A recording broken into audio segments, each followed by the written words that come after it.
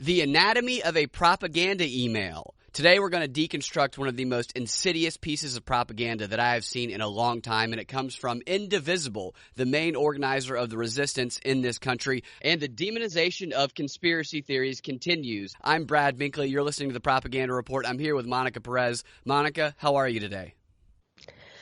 Pretty good. I did spend the night reading about conspiracies and government plots against conspiracism, which just exacerbates conspiracism. So I'll tell you what I've come up with. If I can unclutter that jumble from the avalanche of anti-conspiracy theory stuff that has been coming out lately, then I will share that with you. I'll share it with you either way. Whether it's coherent, we shall see. The propaganda has, while it is always there, has hit a serious fever pitch lately. A blitzkrieg, they might call it. There's the long range, slow, underneath propaganda. Then there's the blitzkrieg where they just overwhelm the population. And we're getting a lot of that right now. They're trying to drive people mad. And I want to read to you, it's a long email, but I get these emails all the time from Indivisible. Indivisible. You're a communist? Because I'm a communist, apparently. Indivisible might as well have a hammer and sickle, and all the emails might as well be in red. It is the most absurd propaganda. And the people who deliver these messages, who are kind of the face job for this organization nationally, is a guy who is kind of meek and effeminate, even a bit fragile. It's him and his wife, the most non-threatening people you've ever seen. Yet the messages that he's delivering are so insidious, they're so divisive, and if they haven't already, they will be a major contributor to violence that people cause, people's lives being in despair because of the way that they make people feel, for the sole purpose of spreading their agenda and for taking these people money. They're not only warping and poisoning these people's minds, they're robbing them blind. And I know that not everybody in these organizations are the hardcore committed group. I'm specifically talking about the hardcore cadres that they have kind of organized around the country that will do anything that they say. So there's going to be a number of people who are on these lists who are dedicated to these indivisible groups, these resistance groups. And the indivisible group is kind of the main one that drives them and Women's March, that kind of drive the talking points when it comes to the resistance.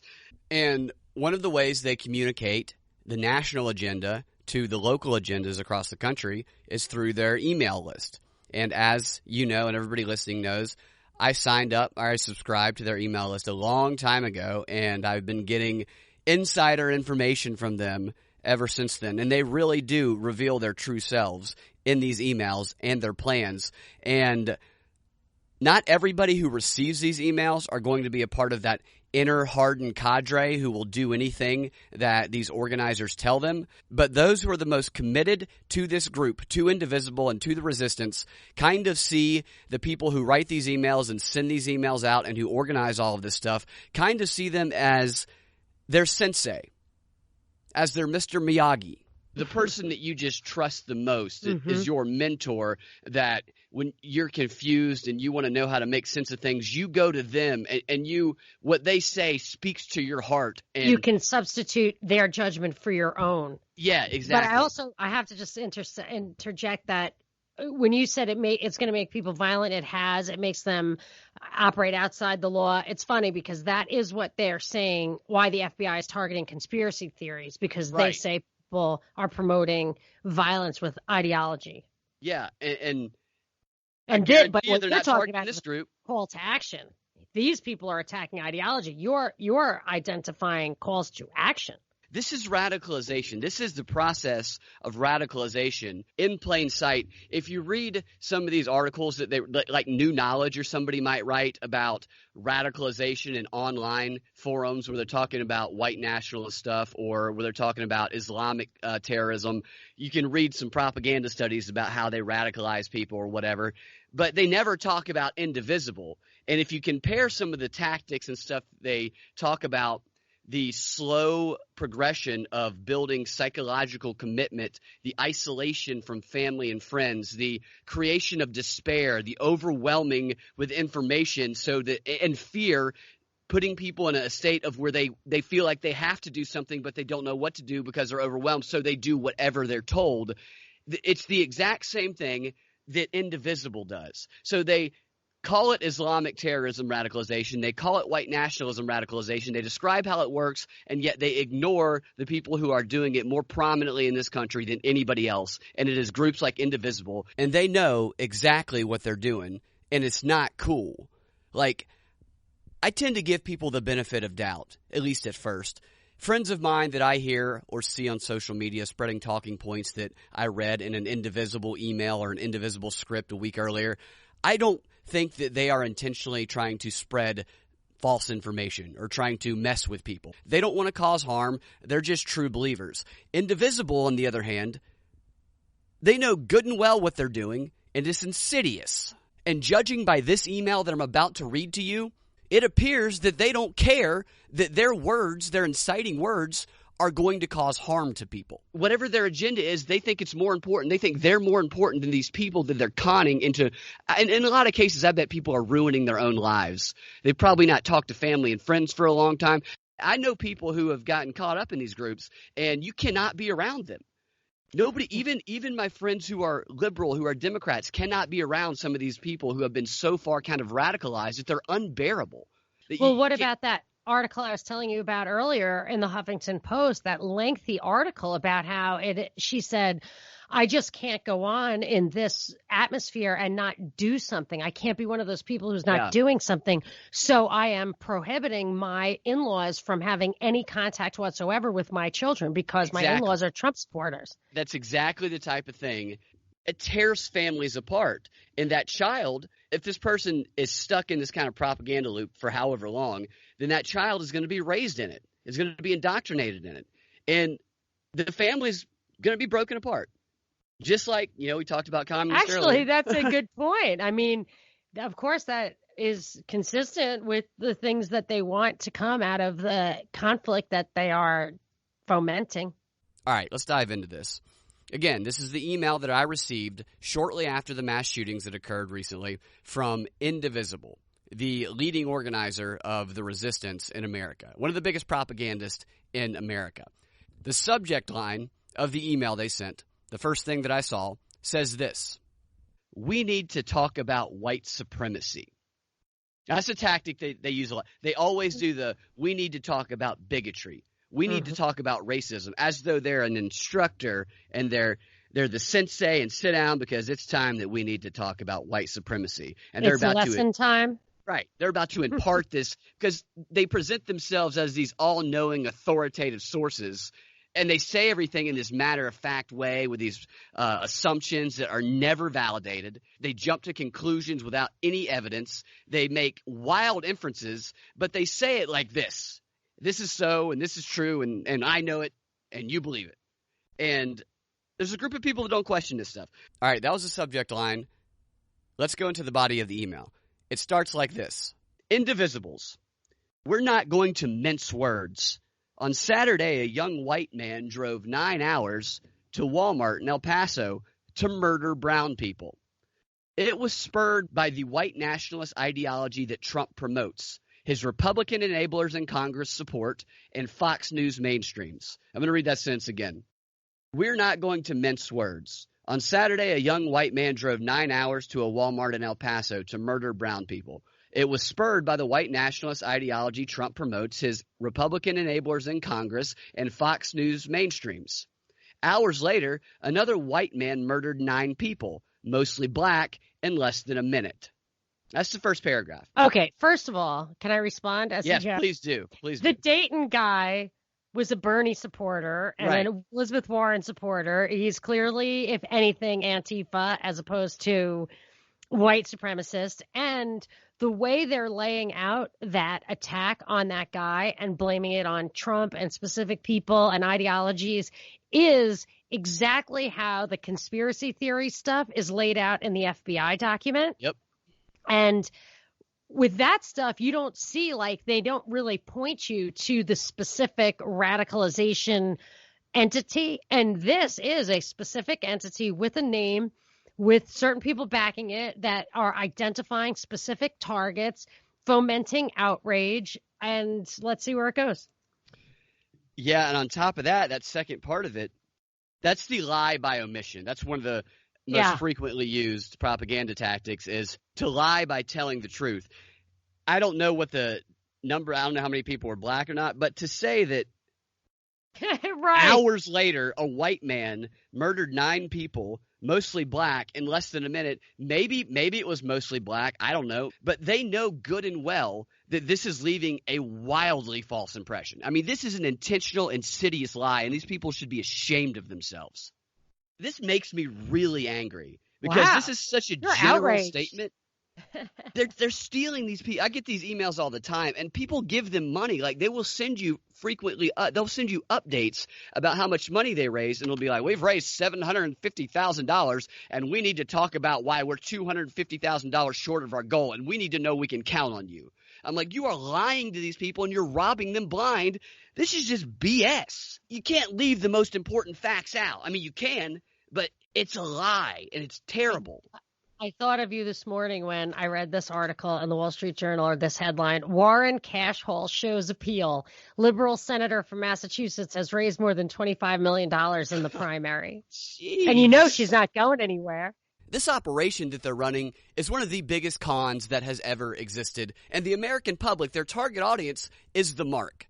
The amount of money that they're raising, that they're bleeding these people dry of, is reaching astronomical proportions. And it's all based on lies.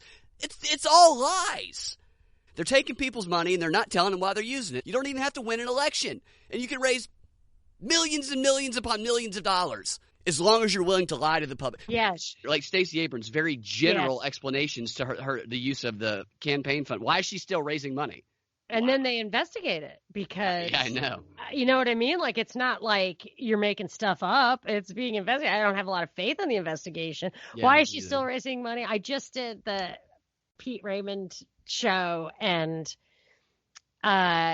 he made me say it on the record that I still think that Stacey Abrams is running for president and that she will get the nomination. Yeah, absolutely. Now, she might pull a Chris Christie. No, I mean, he was just like, come on. But if they really want her to be president, see, I think Trump is going to win. So, I mean, this is just too good. You know, this is just, everybody just loves this too much. He's a huge distraction, and he galvanizes and polarizes. So if they really want her to be the president, then I think they wait till 2024. But if they don't, then she comes out now. If Stacey Abrams doesn't run, it's Biden versus Trump. And I just can't accept on, that's no what they way. Want. Who else? Biden is being ridiculous. Let's Kamala say Stacey Abrams didn't run. Kamala Harris is done. That stuff yeah, about I know. I agree. Yeah, she's ridiculous. If Abrams doesn't enter, it's rich white man versus rich white man. I'm not buying that. That guarantees the Trump victory. Yeah, well. Or Elizabeth Warren, another like round 2 of Hillary. That's another way of looking at it. Jump in. Huh? What? Some people think Hillary's going to jump in. Or Michelle Obama. I just don't. Michelle Obama is the only one that I think would be a better intersectional candidate for them than Stacey Abrams, but I don't think Michelle Obama's going to run. She hasn't given signals. Abrams been signaling. I think she runs. I think she probably gets the nomination as well. I don't see her being a vice president like they've been floating that thing again. I don't see any of that. All right, back to this crazy email. Sorry, come on. What? You're in a hurry all of a sudden? Oh, no, I didn't. I thought, do you have something? No, I feel like because we have been going at such a fevered pace, getting a show out every single day with the news of the day, I was really looking forward to the propaganda report so we could just like kick back. Oh, yeah, we can kick and back have some fun. But hey, man, if you want to charge ahead full speed, I mean, it's good. It's good stuff. Go ahead. You had something said. I didn't mean to. No, I was just kind of turning it over in my mind that the thing might be, I mean, because I do believe Trump is going to win again, but I can also go on the record and say that I am pretty much always wrong about this stuff. So I don't really, I can see the psyops unfolding. I'm not always, a lot of times they are a couple of chess moves ahead of what I can see. So Stacey Abrams, I think, is going to play a big role, but I also think Trump's going to win. So I don't know if they're going to squander her. Maybe they'll wait till 2024. I don't know if it squanders her, though, because we already know what happens when Stacey Abrams loses. She actually wins. Because voter suppression, remember? So if she loses to Trump, not only is it racist, it's voter suppression. It's the worst kind of racism because you've disenfranchised who should be our president. Yeah, it's Stacey. basically unheard of in this day and age for a loser to come back and win, but she would have to win either as president or president of the world. Well, that's what I was going to say. You said she's going to be world president, so maybe Yeah. she's just going to skip that. She's going to be universe's president. Maybe they appoint her to the Supreme Court. She drives me crazy. She's like my arch nemesis, I think. Oh, you had worse. I'm not her arch nemesis by any means, but yeah, but worse than yes, you are actually. I don't know about that. I think you are. What about Jake Tapper? Jake Tapper's just a pud. Jake Tapper's first question to Beto O'Rourke. Beto O'Rourke's on the crime scene. There's flashing lights behind them. Police. There's families crying or whatever in the background. There's chaos, and Beto's on there just shaking his arms around. And Jake Tapper, as the president a white nationalist? What kind of question is that? And why is Beto O'Rourke the guy to answer it? Because he lives in Texas, so he knows Texas, I guess, and he knows racism. Okay. Anyway, sorry, I didn't mean to derail you. I'm just taking a breath. Just taking a breath. Yeah, we have been moving at a quicker pace this I'm week. pretty excited about this new thing, though, because I really think there's a need for every day. So if people haven't heard of it, I think we're going with drive time prop. Your drive time prop. Get you through your drive time. And we're going to bring you the news every day, thepropreport.com or whatever your listening platform is, in time for drive time. We're going to get you the news of the day from our perspective of truth, liberty, and justice rather than the propaganda and agenda and BS that you're getting from mainstream news feeds. Yes, we try to get around those left and right talking points that are just repeated ad nauseum. Yeah, in real time, though. I really think the reason there is a need for it is because it is rather exhausting. And so it's hard to do it. Okay, go. Okay, so back to the email. The subject line, the first paragraph, already filled with some pretty shocking brass propaganda. Then in the second paragraph, it starts by putting a headline from the Sydney Morning Herald. And that headline says, U.S. in the midst of a white nationalist terrorism crisis, which is basically a ripoff of a Brookings Institute headline on the same day. And the email goes on to say, as the Sydney Morning Herald in Australia put it, the U.S. is in the midst of a white nationalist terrorism crisis. The question is now, what are we going to do about it? Trump and congressional Republicans have blood on their hands. They refuse to pass laws to reduce gun violence, no matter how many lives are lost in places like El Paso or Dayton or Chicago or Virginia Beach or Parkland or Pittsburgh or Thousand Oaks or Annapolis or Santa Fe. This is to say anywhere. The same Republicans also refuse to pass laws to create a more humane, common sense, people-first immigration system that protects children and keeps families together. See how they just check off the talking points? Let's see how many talking points we can see there. This is in the email? Yes. And they say that the Sydney Herald cited both the gun laws and the immigration problems? No, they just said the Sydney Herald. They took the headline and they used it. Yeah. They didn't want to use the Brookings headline. So Brookings fed it to the Sydney Herald and then whatever. So we have more humane, that's the talking point. Common sense, that's the talking point. Common sense gun control. People first immigration system. That the people's first is very much a communist type way of speaking. Which, by the way, there's clips all over the internet now of that Democratic Socialist of America conference. Oh, really? Atlanta. And I was going to go to it. I wanted to go interview people, but it was too expensive to get in. That's crazy. How much was it? It was like $250. Whoa, that is an outrageous amount of money for calling each other comrade and stuff. And no, yeah, totally. Really? Yeah, comrades. Yeah, it's just Bernie Sanders does that too at his rallies. To that, who wants communism? You get to help them get rich while they get to call you comrade and tell you what to do. So 1, 2, 3, and then we have keeps families together. That's 4 talking points in that sentence.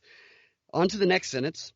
The conversations we're having right now, from gun control and white supremacist terror to immigration, are intrinsically linked. Just this morning, Trump doubled down on his harmful, racist rhetoric by suggesting we pass background check legislation as part of a deal on his harmful deportation agenda. We'll say it for you. What the, and then it spells out the F word with bleeps in it. Oh, really? Yeah, that's what it says. Let's think about that for a minute. Let's think about this specific outrage for a second. Outrage over the fact that Trump suggested that we should do some sort of background check legislation, which is not really a Republican thing to do, right? Right. You would definitely not want it's effectively a gun registry. Right. It's not only that, it's also the very thing that Indivisible has been instructing their mind-controlled slaves to demand that their members of Congress pass since Indivisible started. But now, because Trump suggested it, it's a double down on racist rhetoric, with their justification being that he insisted that it be passed along with his hateful immigration agenda, non-specified, non-proven, but hateful agenda. The very thing that they've said they wanted since the beginning is now a double down on racist rhetoric. This is madness. It actually helps the Republicans be okay with it. Yeah, it's like you talk about a lot. They backdoor it in, the contrary law of democracy. But what this also shows is that everything is predetermined to be racist, and that Indivisible and the resistance are mind-controlling their hardcore followers into seeing anything and everything that Trump does, even if what he does is exactly what they've been screaming for him to do. They've still warped their mind so much that they see that very thing that they asked for to be a racist act when it comes from Trump. I mentioned, I think, yesterday on the Drive Time Prop about how the CIA deception manuals, one of those manuals, describes how you have to give people 6 or 7 explanations that will inoculate them from reality so that whenever somebody presents them with something that just kind of exposes how insanely irrational they're being, they can just go to these default, unthinking justifications. That was another thing that's in the conspiracy stuff. It's like people who believe in conspiracy theories, if you try to argue with them with contra facts, they say that just proves that you're in on the conspiracy. So all these elements that they're directing towards, for sure, like they're talking about, they're really focusing on, I mean, they even include kind of libertarians and stuff in their conspiranoid, whatever. But what you're saying is right there in black and white, and it fits all their criteria. Totally. And this little thing at the end, and it's in quote, it's in parentheses to kind of highlight it. We'll say it for you. What the F? So that is signaling to them, because this sentence, it's very confusing. It's like, wait a minute. I thought we wanted background check legislation. That's what you've been telling us to push for. You've given us scripts to call our senators to tell them to support background check legislation. And now you're saying that just this morning, Trump doubled down on his harmful racist rhetoric by suggesting we pass background check legislation, and then the kicker is as part of a deal on his harmful deportation agenda. So it's like before you think about that sentence too long, we'll say it for you, so you don't have to say it, you don't have to think it. What the F? I mean, that's and it what never that's saying. actually explains the problem, right? Right. I mean, the implication obviously is that they prove none of this, but the implication is that his deportation agenda, this very general statement, is so racist that anything that you fold in with it is by default racist too, even if it's the thing that you've been begging for the past 6 months. Which is in keeping with what you said all along. They do. They don't want the solution. They don't. They fight need the problem. Right. They totally need the problem. I was telling somebody this last night. Who benefits more? And this is, I think our listeners know this. Who benefits more from racism thriving in America? I can tell you it's not the Republicans. It's not the people on the right. It's not a good look on them. Real people who are genuinely bigots, nobody wants them around. Nobody tolerates it. Racism thriving in America, I'm not saying it is, but I'm saying that the idea of that it is, only benefits people who pretend to be the ones trying to solve it. Yes, definitely. you need the problem. And I feel that for just about everything. And I think that we have grown to the point where we have enough money, we have enough productivities, enough wealth that basically, although I have moral and political and economic viewpoints, you could probably implement any major government ideology and basically solve everybody's basic problems if they were administered correctly. And that just doesn't allow for the Leviathan, the pathological overlord government, or not even just government, like the powers that be, I guess, who need to have fear and conflict in order to complete this transformation, which I do think 5G and international money and all that is a part of. I mean, I really think it's not like just pie in the sky, New World Order stuff. It's, I think we can see every element of this marching along to a point where, I mean, if you can't toast your toast, if your credit score isn't good enough, I mean, that's like a thing, you know, like you get cut off from they the have grid. Secret social. We're doing the same thing that China does, just secretly. Yeah. And if that's what's happening, if that's what's actually happening, even if you tell me it's an accident and that my idea of how it could go wrong is paranoid and crazy, it will be hijacked by some jerks who see the potential. Exactly. I say it's being implemented by some jerks who see the potential, but regardless, we are marching towards this, and we would not allow for it. Even the 5G rollout that they're cramming down on municipalities, you have pointed out, they couch it in terms of a battle against China. It has to be adversarial. There has to be conflict, or we would stop and think about it and say, you know what? It's not worth it. I don't care. I don't have lice. I have a flushing toilet. I just don't need my toaster taking pictures of me. And fortunately, we don't have to think it or say it, because they'll say it for us. What the F? Just like in the email. Thank God. I mean, we waste so much time thinking and articulating. We might as well just curse. Just to really beat down they're on not this. Real cursors either, because real cursing is not. I stopped. It's an like you. emphasis. Yeah. I used to swear all the time. Me too. But like I have found myself every time I hear them say "s-hole countries" on CNN or whatever, I'm like, I'm not. I don't want to sound anything like these people. They absolutely took the fun out of it, and they don't even do it right. I mean, it's about. It is about emphasis. It's about applying emphasis. It's a well-timed and well-placed swear word. It's very effective. There's an art to it. Yeah. So to read this sentence one more way. Can I just say one more thing about the vulgarity? Yeah. My son pointed this out to me, and I missed it, although I remember the study. He said, you know, there was a study not too long ago that people who use vulgarity are more honest. Yeah, it's an authenticity thing. I know exactly what that study is. Yeah, I remember. That's why Beta O'Rourke said that the other day. That's it was feigned. Yeah. It's fake authenticity. That's why I think it's a whole movement on the left. I mean, what the F? And everybody just cheered. It was like he got a standing ovation from the media. For that. This is why they have to have their audience younger and younger. It's stupid. I mean, who's falling for that? But people who haven't seen it 1,000 times before can't just see right through it. Yeah. So here's my interpretation of this sentence. Trump doubled down on his harmful racist rhetoric by suggesting that we pass the very background check legislation that we've been begging them to pass as part of his harmful deportation deal. We'll say it for you. What the F?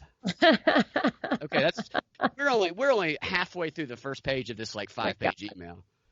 I mean, there's so much. And I won't interrupt you anymore. I just wanted to. No, you're fine. You're fine. I mean, I could talk about this freaking email for days. It's ridiculous. All right. Well, it goes on to say. Okay, keep going. We have to do more to prevent gun violence. We need universal background checks.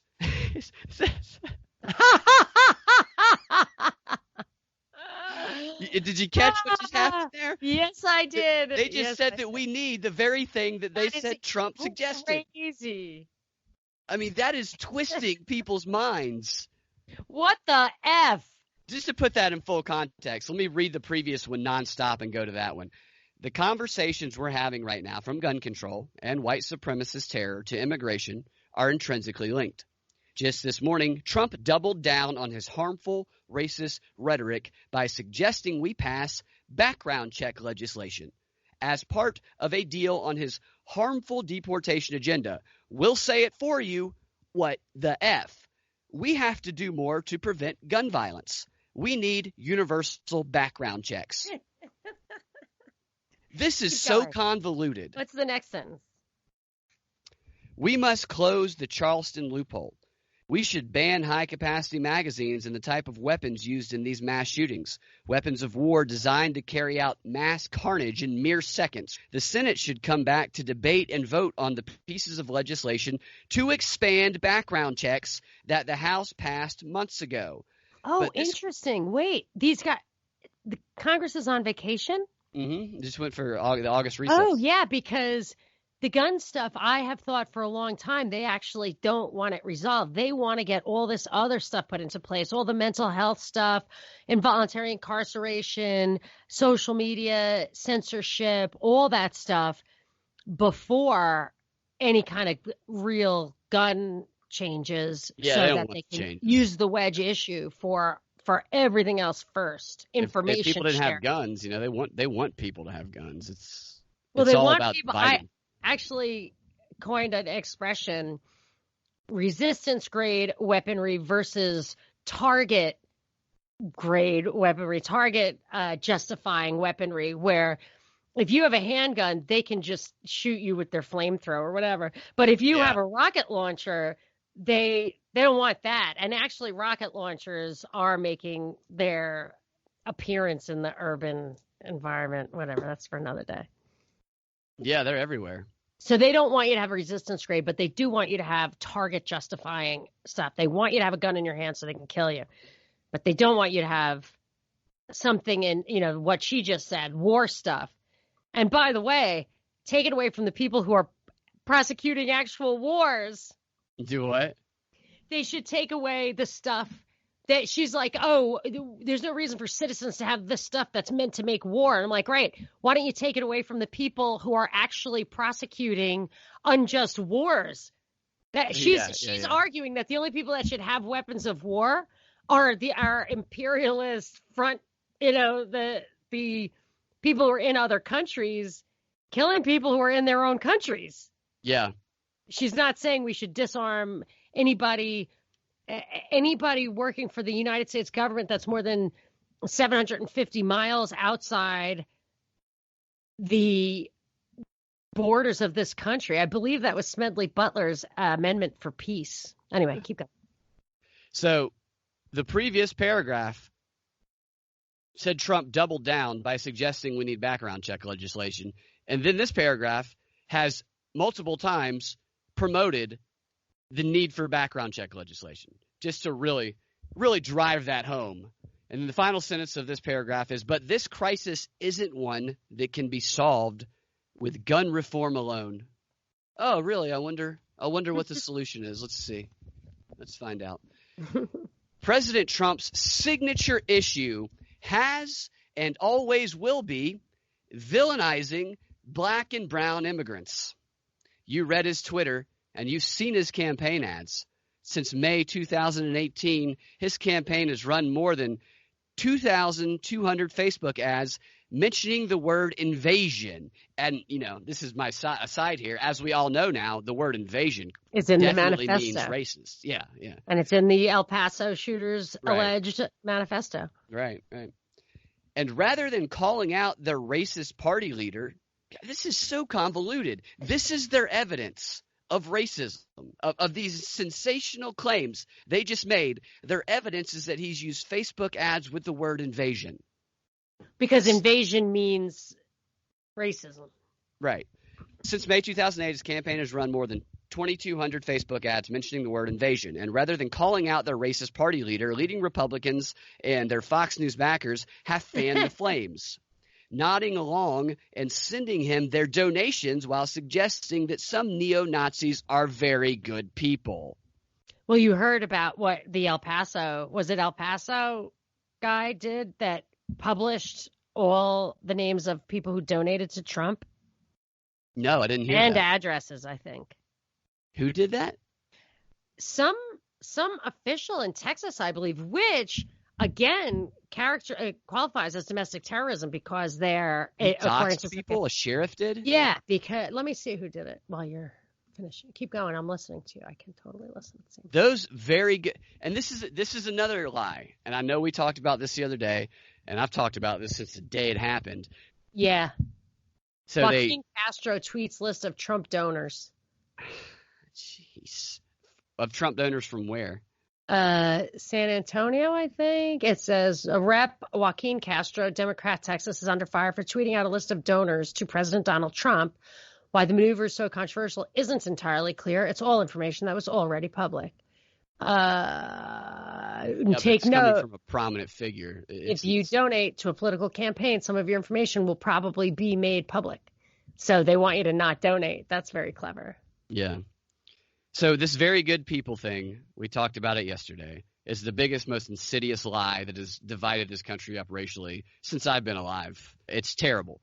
And my friends who hear it all the time, who are reasonable people, some of them adopt it as truth, and you can talk to them and reason through it and show them. The media plays the clips backwards. They play them out of order. They play them completely out of context. They pretend that anybody and everybody who went to that rally, there's just two simplified sides. Either you're a brave counter protester who's fighting the Nazis, or you're a Nazi. There's no in between. It's just so irrational, and it exploits people's emotions, and it simplifies the whole thing. It's a lie. It's an unbelievable lie. And anybody who promotes it knowing it's a lie, and these people do, I'm starting to really believe that they're just bad people. I don't like to say that people are bad people. I really don't. I think people do bad things. My 8th grade teacher said to me once, and I'll never forget this. He said, "Don't hate people, hate what they do." And that always stuck with me. And that's I don't like to say that I hate people, or I hate what people do. And I hate when people do this, especially knowingly deceiving people and dividing them up. I mean, they're really fomenting people. Hatred. I mean, they're doing exactly what the FBI is saying. They're doing exactly what we are being called upon to ask big tech to monitor and suppress social media for this kind of stuff. Because if you use the exact same everything, like this is your, a little game you like to play. If you just switched out a couple of key words to make it right wing instead of left wing, yeah, it would be taken down. It would be, you know what I mean? You'd be in trouble. Yeah. Okay, so this next one is a doozy here. Those very good people are the people who wake up, pick up a gun they bought legally through our far too loose laws, and then walk into a school or a mall or a church or a synagogue or a Walmart and murder people who the president has told them are less than human. I wouldn't even write that. You know what I mean? Like, how is that okay? That's inflammatory, violent speech. And if your sensei is telling you this, if the person your absolute wisdom comes from, you believe everything they say, tells you things like this, what is that going to do to you? If you're already been hardened through these activism, these direct action tactics, they've already psychologically bound you to these groups to where you're loyal and you're willing to go lay on a street to protest. You're willing to bust in to a senator's office. You're willing to go lay on a congressperson's front yard. If you're already willing to do things like that, what does a sentence like this make you even more willing to do? This is pushing towards violence. Of course. I mean, that's what they're doing. And when you look at the stuff that you showed us last year, or even like the way Michael Moore talks, the way they would say, get punched in the face or whatever. I mean, provoking, inciting is just triggering violence that will be retaliated. So if you even look at Charlottesville, is it not like clearly in the record that Antifa was the one who escalated the problem, I believe? Like first of all, they didn't have the permit to be there. The people who did were being peaceful. You know what I mean? Like being the provocateur, provoking violence and creating the circumstances for someone to be killed actually in a real situation, I really don't know how real the details of that situation, as we've been told they are, what they are. But if the family of a person who was killed in that environment would sue everybody, including, people both sides of the aisle for creating a riotous environment or for inciting other people. You know what I'm saying? Like the legal principles to stop this from happening are already there. But you can see how, from the media to the politicians to law enforcement, they don't treat any of these calls to action or actual events the way you would be treated in a real life situation. You know what I mean? Like, this doesn't make sense. Yes, it's intentional high drama that has real consequences. But even if you look back at that James O'Keefe stuff where they outed these guys saying, hey, if you're a particularly vulnerable person, we are teaching old ladies how to start fights. Isn't that what they said? Bird dogging. I've heard that somewhere at multiple places. Yeah. I mean, those people should be prosecuted if the FBI is serious about weeding this stuff out. I would say the number one, from New Knowledge to Indivisible, they're the ones who are doing all this stuff. I completely agree. Indivisible is one of the most insidious organizations that exists in this country. Yeah, we have their writings, we have their names, we have the seminars that they give. The New Knowledge, same thing. We have their political tactics, their election interference. Why is this stuff, if the FBI is on it, why aren't they on? I know these answers. Right. I know these answers in their own words. Right. So earlier in the beginning of this email, there was the comment about Trump doubling down because he said to do background check legislation. The reason they had to frame that way is because these people in their group, when they saw something like that come across the screen, when they saw the president urges for background check legislation, that's a win. Because they would probably initially act as though that's a win because they've been asking for that. And it's like, yeah, finally we got it. But then they get the email. Oh, wait a minute. I guess we misread it. I didn't realize it was connected to the deportation. Yeah, it's definitely racist, and I better back away. So that was the solution that they had been looking for, that they had been asking for, right? This is feeding into the Rush and Tucker Carlson, or whatever is, at least Rush and other people on Fox, saying, why won't the Democrats just take the win? Why won't they just take the win? Trump is willing to give them what they want. Why don't they just take it? And of course, maybe they will, maybe they won't. But in any case, there's no resistance. There's no resistance on the right anymore. Yeah, we saw that in the Indivisible manual. It very much says, here's the reason why we don't really want this stuff to pass, is because it would give the president a win that he could claim that would help him, that would humanize him. So that is how it's been. Mostly, I agree with you. I'm just waiting for the big shoe to drop where they're like, okay, we'll take it, and then it's universal gun control. It's just they're making it look like, we don't compromise, and then something big's going to happen. And I wouldn't be surprised if it's gun control after they put all the other stuff in, the mental health stuff and all that. Yeah, it might get there. So they dispelled. They said, okay, I know you thought we had the solution because you heard the solution you've been asking for, but here's why that's not really the solution. And then they rile them back up again. And then so after this sentence where they say, as good people who wake up, the very good people who wake up, pick up a gun they bought legally through a far too loose laws, and then walk into a school or a mall or a church or a synagogue or a Walmart and murder people who the president has told them are less human. So that's the most inflammatory, agitating part that riles them up, that makes them want to do something, we got to stop them.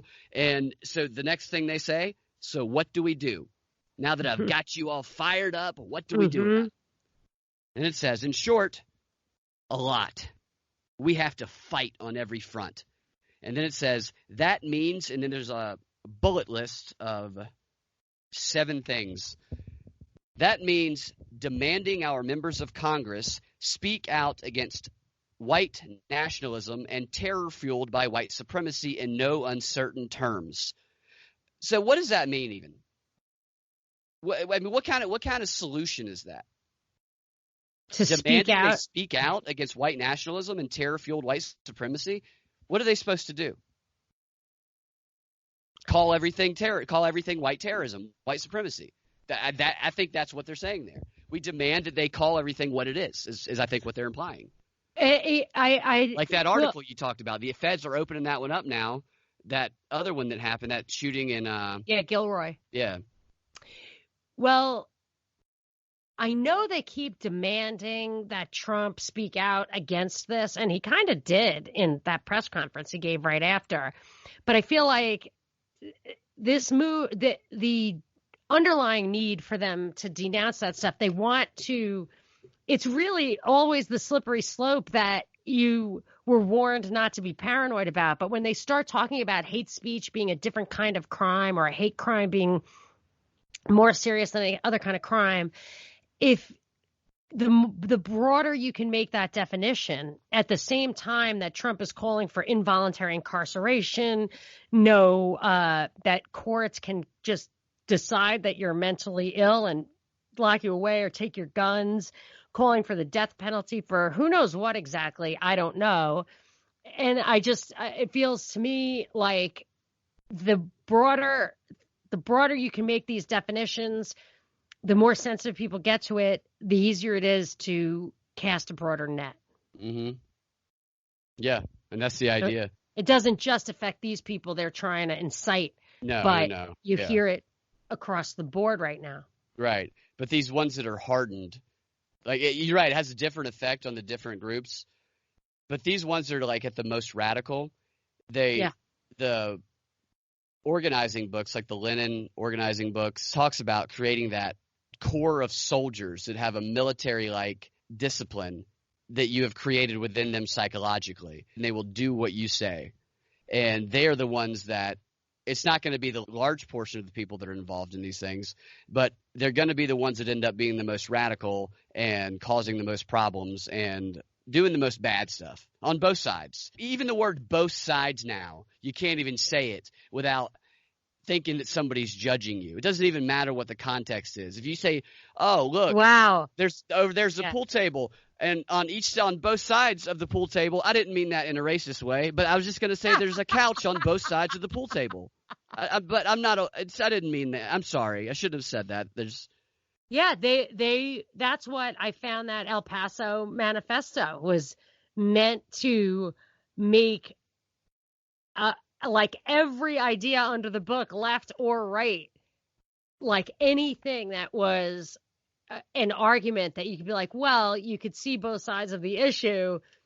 You're not even allowed to think it through. You must react knee jerk to any word, the word the. It was in the manifesto. Yeah. You just can't can't see that before. Like, just turn on the TV and shut up. Nancy Pelosi echoes the language of the mass shooter in El Paso when she said this evening. She apologized profusely and is resigning. So the second thing on the to-do list, organizing to tell our representatives to defund Trump's hateful deportation agenda by cutting funding to ICE and CBP in this September's budget fight. What's CBP? I didn't look that up. I don't know. I know what ICE is. CBP, Border Patrol. Okay. All right. I guess. I don't know. I'll have to look it up. Number 3, showing up to ask the hard questions and get our members of Congress on the record. Sorry. Customs and Border Patrol. Okay. All right. Sorry I interrupted you. I apologize. It's all right. Showing up to ask the hard questions and get our members of Congress on the record, publicly supporting a formal impeachment inquiry in the House. If 10 episodes of obstruction of justice weren't enough, inciting domestic terrorism and hate crimes should be. He's unfit for office, and there is a mechanism in place to remove him.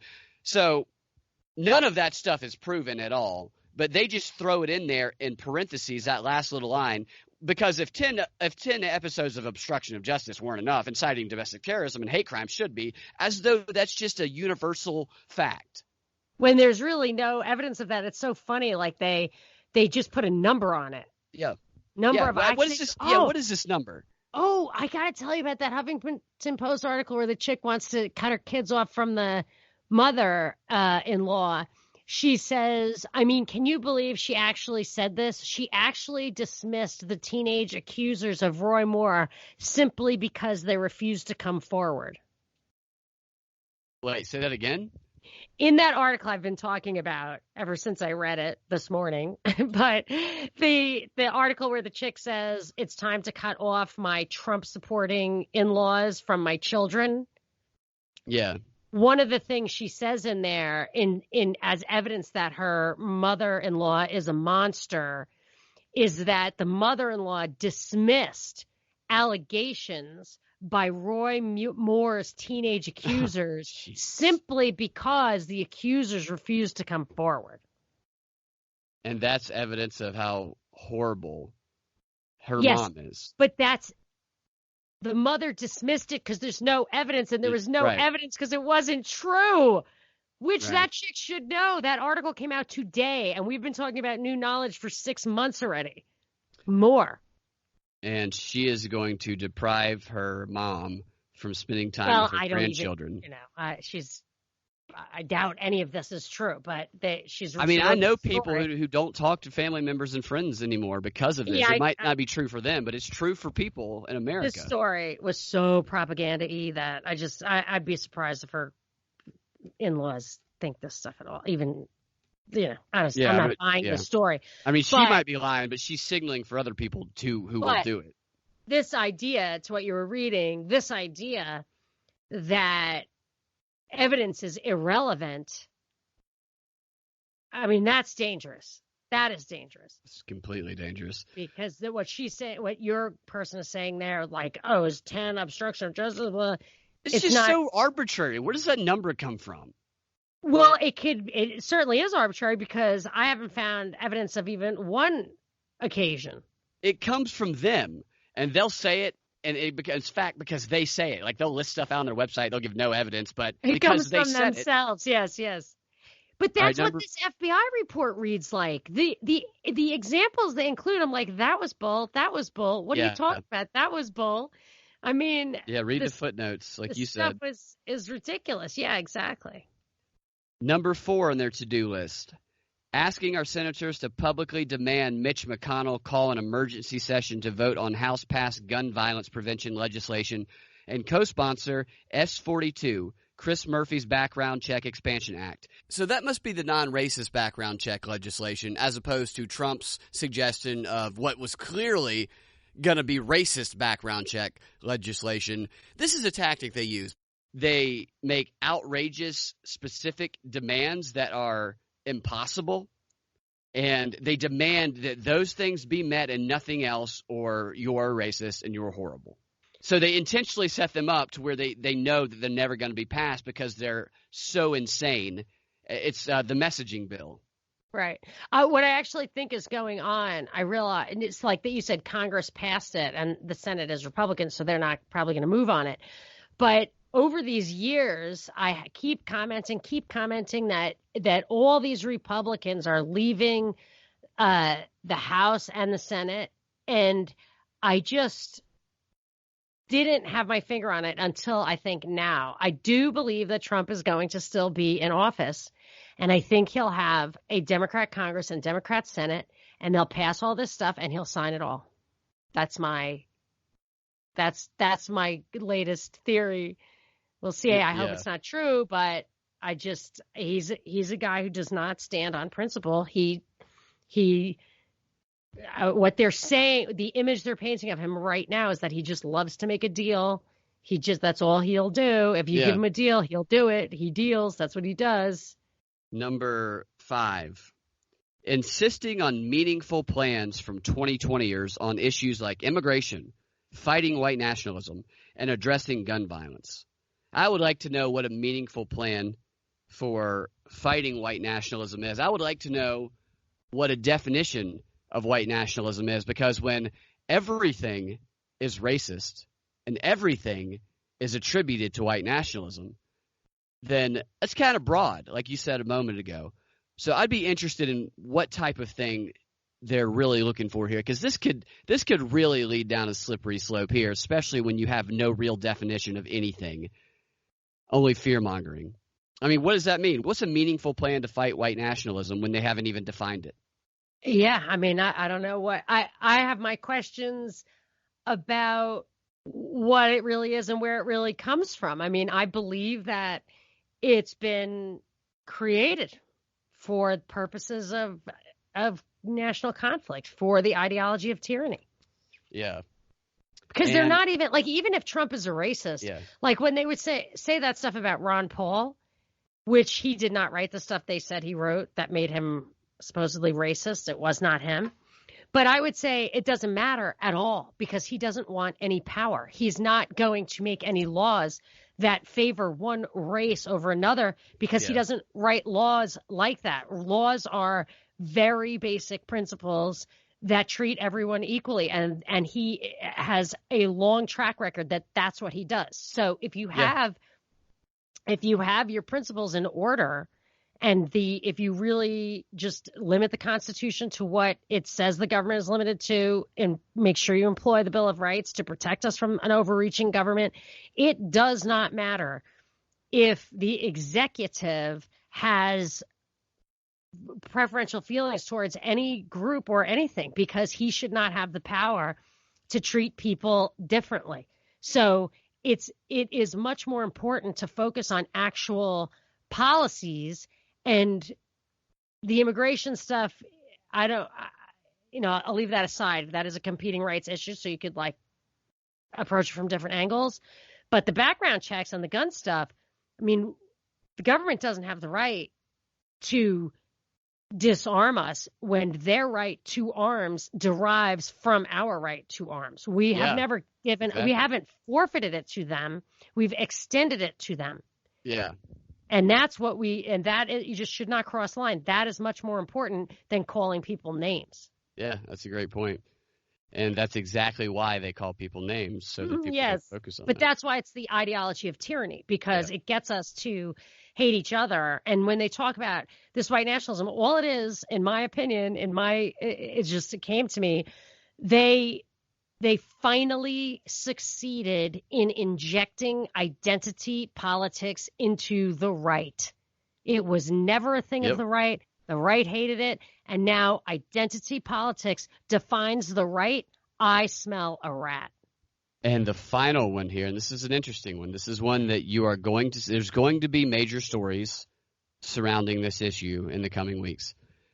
And least clickbait worthy, but potentially most important, it means calling on senators and 2020 candidates to get real about how we get any of this done and commit to ending the filibuster in 2021.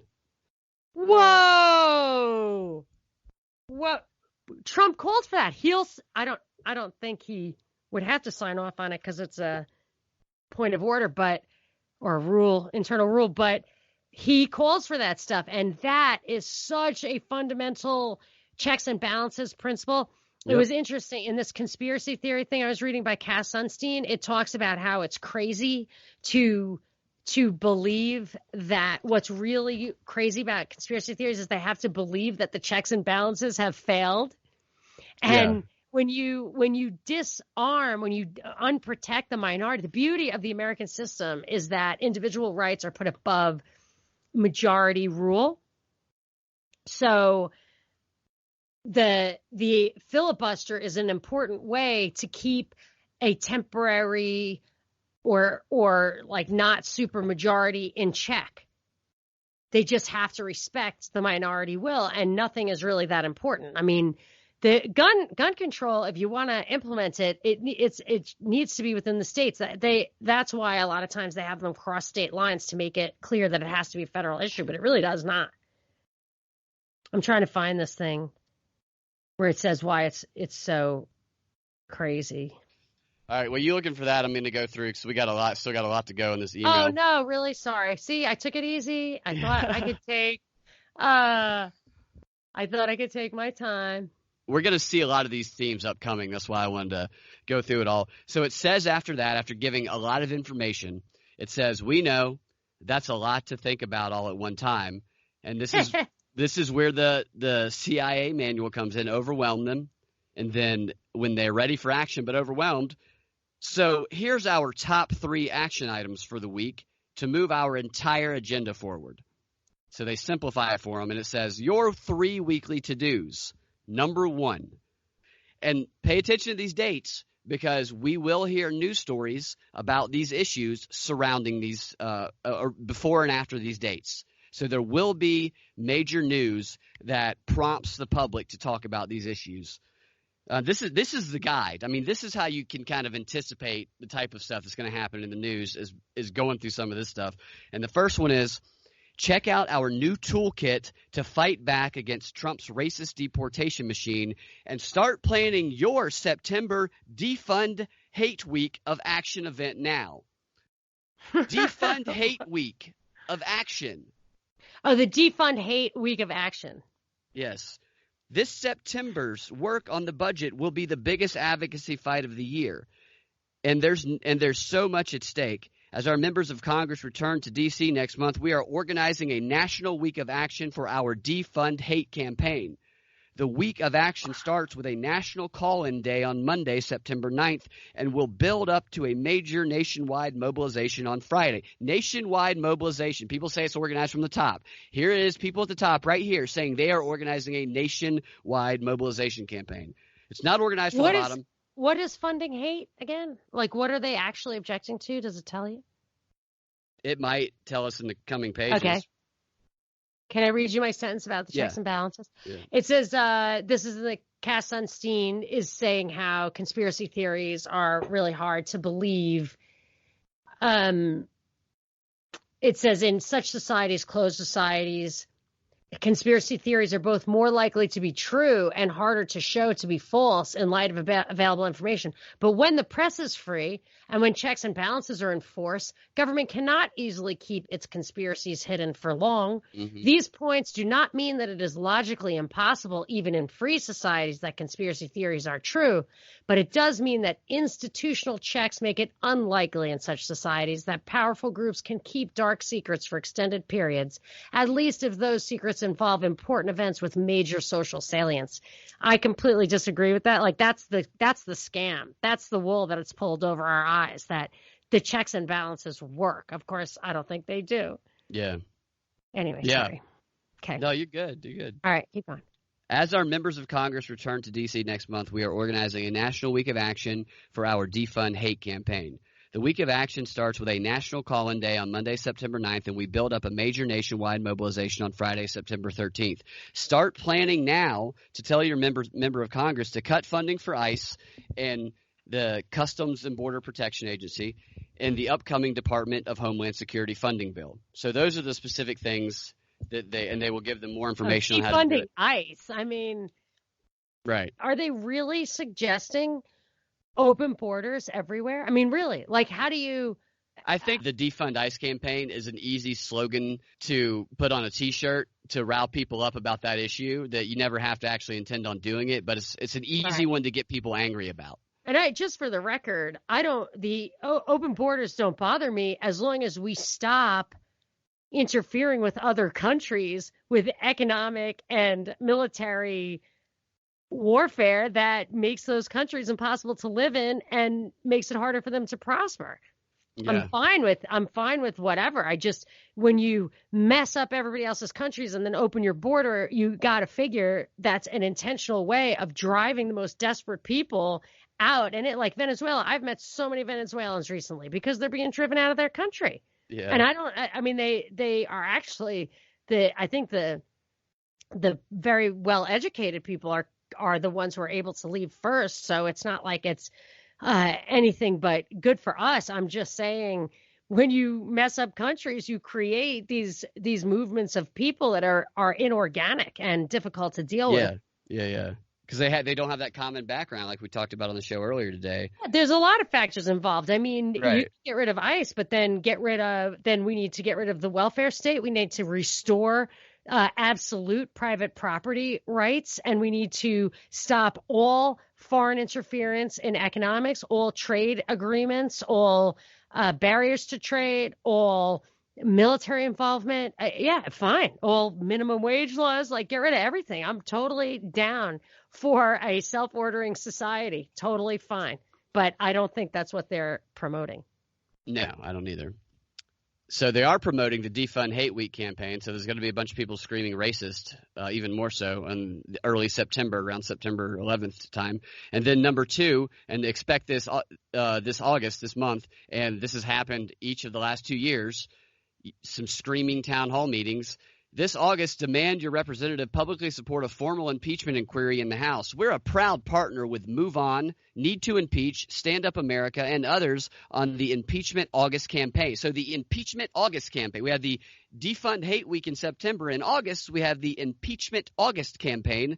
The ask is simple. Find a town hall or register your own district office visit and demand that your representatives in the town hall support a formal impeachment inquiry. Now, the demands, when they make these, they tell them how to make these demands. And it involves asking questions like, are you going to stop the racist authoritarian Russian puppet in the office or not? That's like a question they'll ask like a town hall person, and they'll shout at the town. So these are obstruction things these are direct action tactics that they're going to be telling them to do. It goes.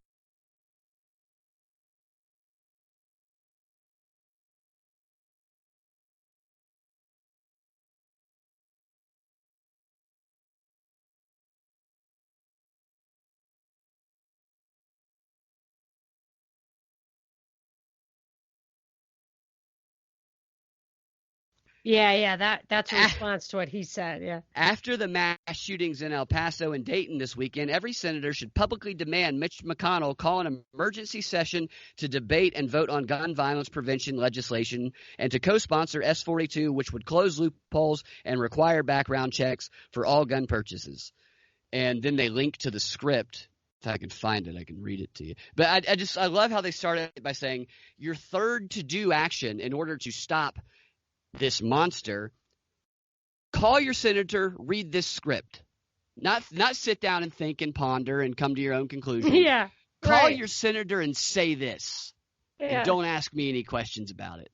And then it goes on to say a word about filibuster and gun violence prevention, and it does a pretty long spiel on how Republicans have used filibusters to prevent gun control and to like promote violence.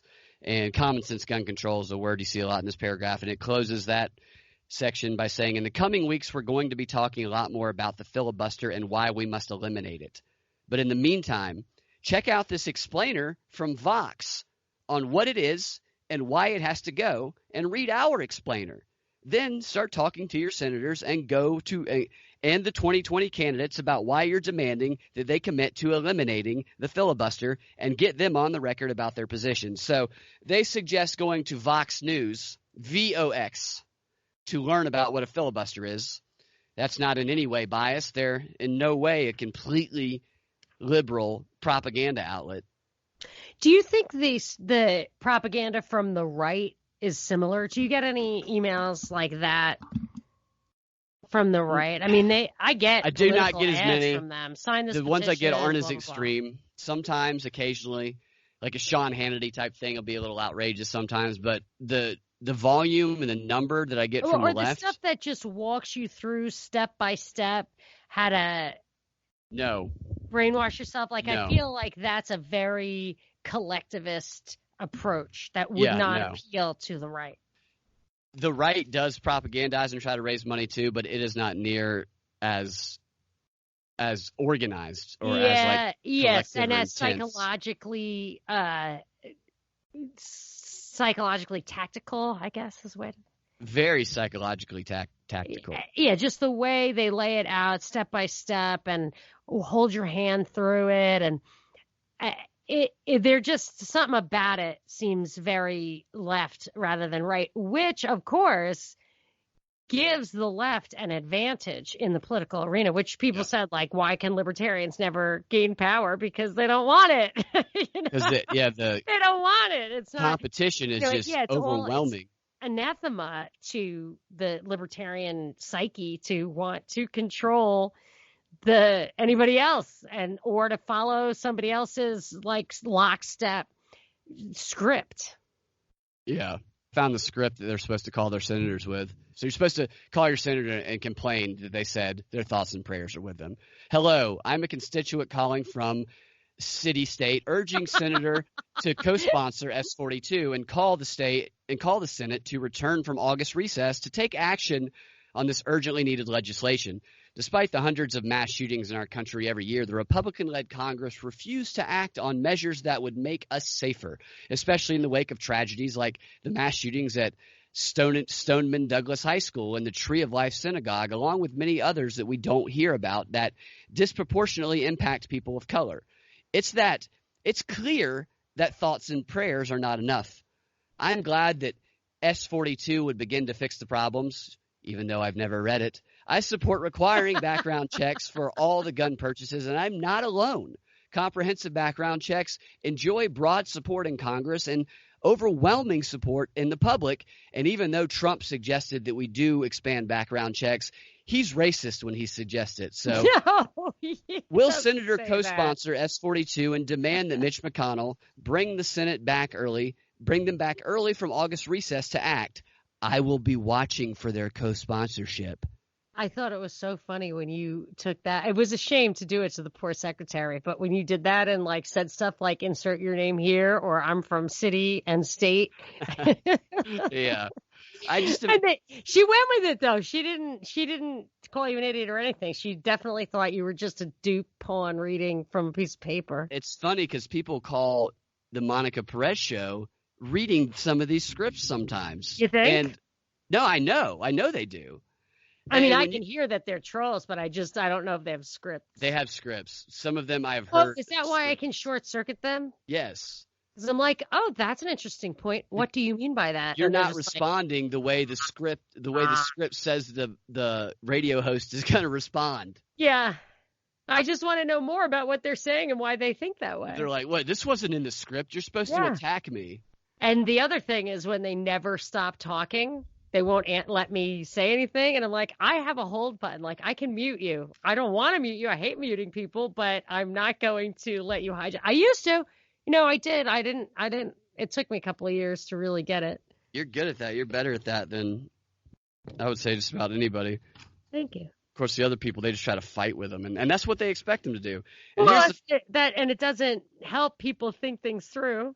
Right. Absolutely. I think there's a couple that I think by giving them a voice and then talking to them, that's how you change people's minds. So I think it's good that you do that. Here's one last section of this email, and this is where it all leads to.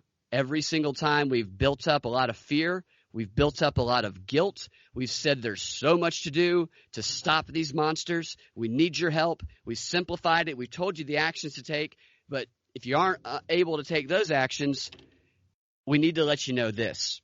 All this work costs money. We've outlined a lot of work in this message. A lot of work in this message. Yeah. We've talked about calling your senators and gun violence legislation, pressuring the administration to cut funding to ICE and CBP, pushing Democrats on impeachment, speaking out at town halls, demanding the Senate limit the filibuster, and doing the work to take back the Senate and protect the Democrat House. And that's just scratching the surface. We've got so much to do. It takes a lot of things to get all that done. And one of our jobs at Indivisible is to provide tools and resources so that we can make all of that calling, pressuring, pushing, speaking out, demanding, and doing the work as easy and effective as possible for you. You see, they're doing it for them. If you can, please chip in $5. Your donation supporting Indivisible action will fund those tools and is an investment in taking back the Senate, ending gun violence, and pushing forward all of Indivisible's priorities. If you saved your information with Act Blue Express Lane, Act Blue Express Lane. Your so donation, just in case you're in a desperate hurry to empty your pockets. Yeah. You don't even have to look at what the cause is. Just get in the express lane. If you saved your information with the Act Blue Express Lane, your donation to Indivisible action will go through immediately. Then it says donate 5, donate 10, donate 25, donate another amount. And then it goes on, and this is a key factor. This is a key technique they use. It goes on to promote the Indivisible win of the week. And this is where they feature the local Indivisible group who did the most good work in the past week. this is the carrot and stick. This is how they get them to do increasingly radical behavior. Is they reward them nationally, they praise them in front of everybody when they go lay down in front of they go lay on the highway with their indivisible group, and they do it in the name of a protest for one of the issues, or they go storm a congressperson's office. They reward this bad behavior, and by rewarding it nationally, by praising them, they encourage other indivisibles around the country to do even more bad behavior, even more disruptive behavior. This is a radicalization process. That is true, yeah. And that's kind of like abuse. Yeah, it's funny because it says, indivisible lumpkin, bird dogging pays off. No way. Yep, that's what it says. I'm not sure what they did, though. I really feel like, I mean, I've been sexually harassed plenty. And a lot of times the way I mean, possibly every single time, they co-opt you first. Like they like your friendly, stupid girl. And you're like, yeah, whatever, sure. Like, you're so pretty. Oh, thank you. I love being pretty, whatever. And they like take a little more liberty. So all of a sudden, you're totally in their camp. And then they make some outrageous suggestion that you're just like, oh my gosh, I want to, I guess I led you to believe I would say yes to that. Yeah. But I don't want to. Now, in that case, it's like self-preservation. You can usually get away. Not always, though. I mean, it's bad. And it just feels like that to me, like where they co-opt you, they drag you in, they make you like on their side. And then at that point, they can make you take another step. I mean, I wonder if it's like hierarchical secret societies are like that, too. I'm not really sure. But probably. They can say, okay, well, here's more. Can you handle this? And it's like, well, I guess so. I mean, well, you said that you were behind the cause. Is that not true? You told everybody you were. They build the psychological commitment, and they increase the severity and the risk they're willing to take by small individual actions that increase in. But even like in the sense that they might violate morality, they might have thought they held. Right. Because all of a sudden they're fully committed to this group, and then they realize what ends justify the means really means. Yeah. By the time they're already roped in, they will compromise them, and they will threaten people that won't do stuff.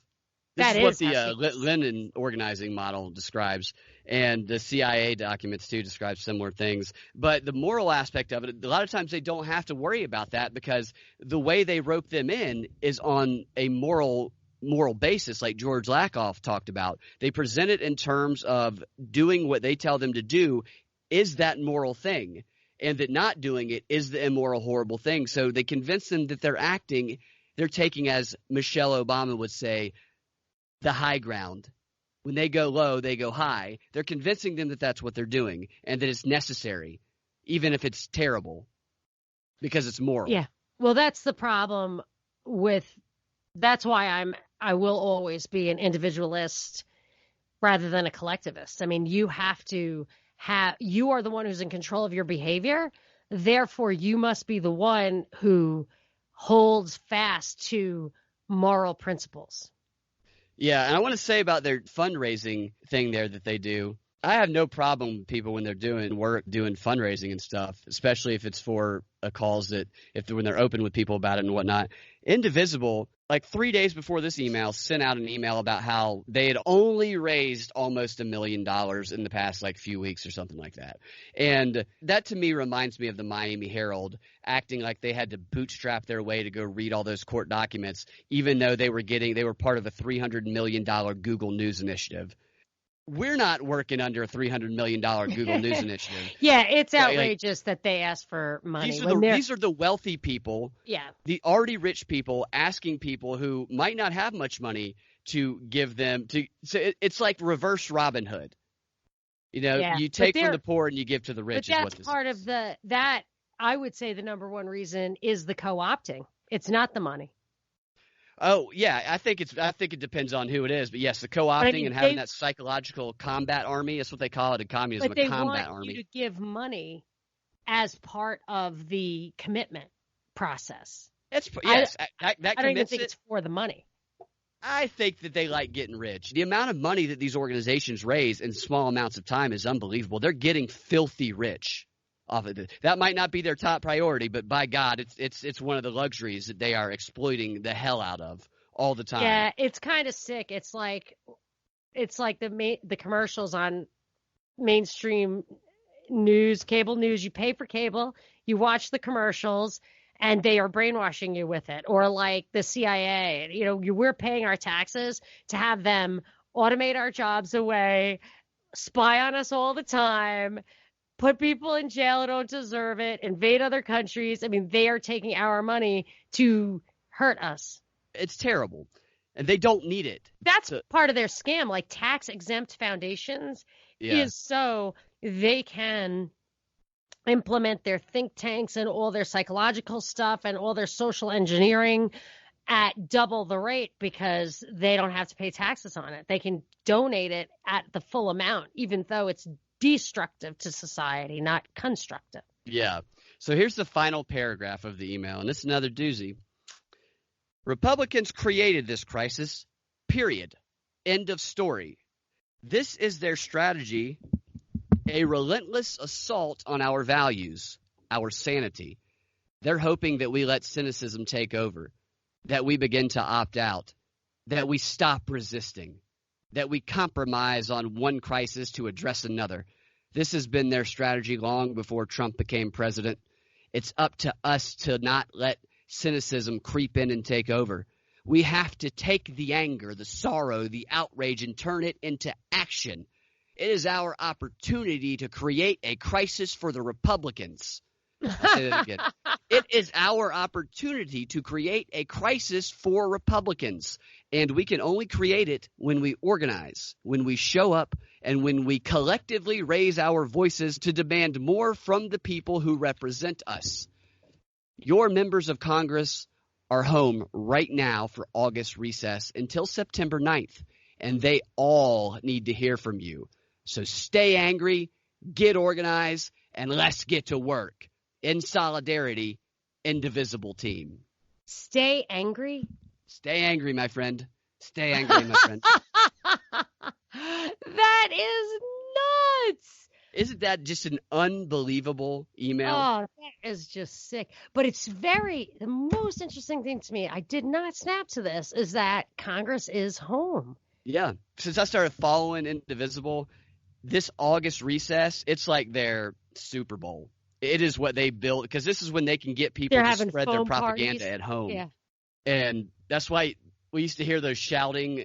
We played some clips a few years ago of the people shouting at the town halls in Dahlonega, Georgia and stuff. Yes. That's what I'm saying. That's when they incite people to violence. Right, yeah. That's when they try to subvert the civilization. I'll tell you what, people better just be careful. I mean, these things are fun to go to if you want to people watch and stuff, but they're fun if you want to people watch. I would not show up to the Charlottesville thing. The anniversary for that. I think it's not a wise thing to do to show up to that. Hopefully nothing happens, but you don't want to be there. There's no reason to be there. Yeah, I don't. Yeah, right. Exactly. So I know I took up most of the time with that long email, but we got a few minutes left if you wanted to. I think we got about 2 minutes left, I believe. Well, I have a lot of stuff, so I think maybe I will. It's a little bold, but I think I might bring my conspiracy analysis to the WSB show on Saturday. I think you should. I love that stuff. I think you totally should. It's really shocking. I mean, it's a long, long thing to read. I've read it, like this will be at least my third time reading it. So there's tons. It's too much to hit now, but it's all about these crimes of the mind, mental illness, conspiracy theories, racism. I mean, these are crimes of the mind. And I'm not saying they aren't bad. I'm not saying they are bad. I don't think conspiracy theories are bad. I think mental illness is bad. I'm not sure it's always mental illness. I think racism is bad. It's a sin against the Holy Spirit. But these are not actual crimes. But you're right. You already judge people based on what they presume is in their mind, whether they actually believe. I don't believe that all these people, these politicians, I don't believe for a second that they think Trump is racist. I don't believe that Jake Tapper thinks he's racist. People of all races call my show and say, you can't believe Trump is racist. I'm like, I don't believe he's racist. I'm just reporting the news. You can call, tell me what you want, but I haven't had anybody call and say that other than trolls. Yeah, I think that people that follow these groups, that follow these politicians, they have been propagandized into believing it, because I hear people say it all the time. Yes, they do believe it, yeah. And I'll be like, prove it to me. Prove your case to me. And they'll be like, well, then they'll cite one case, and I'll say, wait a minute, and I'll give an argument that completely undermines that one. Then it'll and just what be, do they mean by it? What do they mean by it? Yeah, what's the definition of it? Tell me the definition of it. Do they think that he wants people to have different rights under the law? Like, do they think that I think they would say yes to that. Right, but let's take immigration out of it. Would he say that people of different races living in the United States, born in the United States, should have different Sixth Amendment rights? I know people who would believe that. Say yes to that. Yeah, okay. And I would be like, give me your proof of that. And they would just be...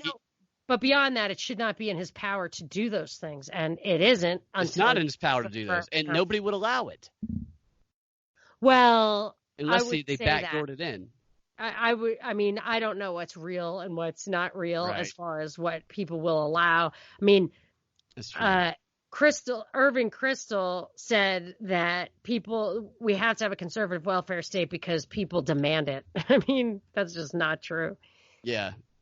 Yeah. I mean, that's what people, they will say that to make you think that's, if you say things matter-of-factly, people believe it. Then people will believe it, and you have a position of authority. That's very true. That's one of their main tactics. And I guess that about wraps it up, and I look forward to hearing the conspiracy stuff on WSB on Saturday. And also be sure and check out the Drive Time prop. Monica, you have anything to add on that? It will be out at 4 o'clock every single afternoon. So if you want to listen to it on your way home, listen to it, but listen to it anytime you want. It should be 30 minutes every day, same time every day, of the news of the day, jam-packed from top to bottom with what's going on from a position of truth, justice, and liberty, not propaganda, agendas, and BS. It's just, if you are sick of having to ingest your news in the context of somebody wanting to influence you, I give you my opinion, but I am most certainly, I wish it were open mic, because I would love to hear your opinion. You can always do that at WSB. You can tell by the way I take calls that I do want your opinion. I'm just trying to give you the news with my perspective. Binkley's doing the same thing with his perspective, and I think it's a refreshing change of pace from the left-right, one-sided, half-empty news that you're getting from basically every mainstream outlet. And you can tweet your opinions at us at I'm at Freedom Act Radio, and Monica's at the Monica Perez Show on Twitter. And you can go into the pool on the propreport.com, the discussion forum that we have, and you can comment there. And you can get all of our shows at thepropreport.com or your favorite podcasting platform. Everybody who's donated to us, who's supported us in a variety of ways, thank you so much. Just all the support that we get, whether it's people helping us with contributions, or sharing the show, or leaving a positive review on iTunes, or just defending us when trolls are coming after us online on Twitter. All of it means so much to us. We're so grateful for all of it. So thank you. Anybody who wants to support, you can do so through PayPal, through Patreon, or any other creative ways. Thank you for listening, and we will talk to you guys next time. Later.